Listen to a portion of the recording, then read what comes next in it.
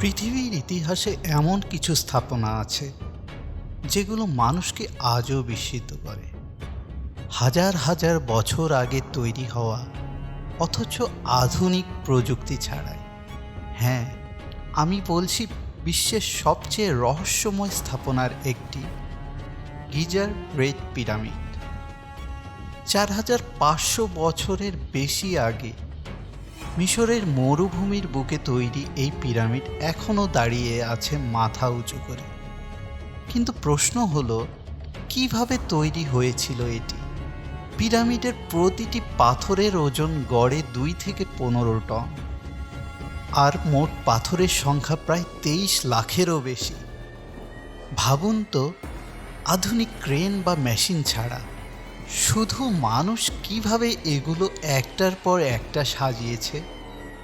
আরও রহস্য হলো এর নিখুঁত স্থাপত্য। গ্রেট পিরামিডের চারিদিক দিক নির্দেশনার সাথে এতটাই মিল যে উত্তর, দক্ষিণ, পূর্ব, পশ্চিমের সাথে প্রায় হুবহু এক রেখায় পড়ে। বিজ্ঞানীরা এখনও নিশ্চিতভাবে বলতে পারেনি কিভাবে তারা এত নিখুঁত পরিমাপ করেছিল। কেউ বলে এটা ছিল দাসদের পরিশ্রমের ফসল, আবার কেউ বিশ্বাস করে তৎকালীন মিশরীয়রা এমন এক ধরনের প্রযুক্তি জানত যা আমরা আজ জানি না।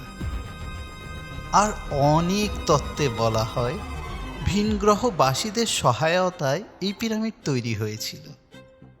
আরও মজার ব্যাপার হলো পিরামিডের ভেতরে গোপন কক্ষ, লুকানো টানেল আর এমন কিছু পথ আছে যেগুলো এখনও পুরোপুরি উন্মোচিত হয়নি। শত শত বছর ধরে গবেষণা চালালেও প্রতিবারই নতুন রহস্য বের হয়ে আসে। পিরামিড শুধু একটি সমাধি নয়, এটা এক অমর রহস্য।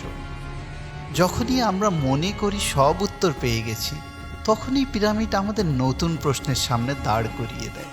তাহলে বলুন তো, আপনার কি মনে হয়, এই পিরামিড কি মানুষের পরিশ্রমে তৈরি, নাকি এর পেছনে লুকিয়ে আছে কোনো অলৌকিক শক্তি?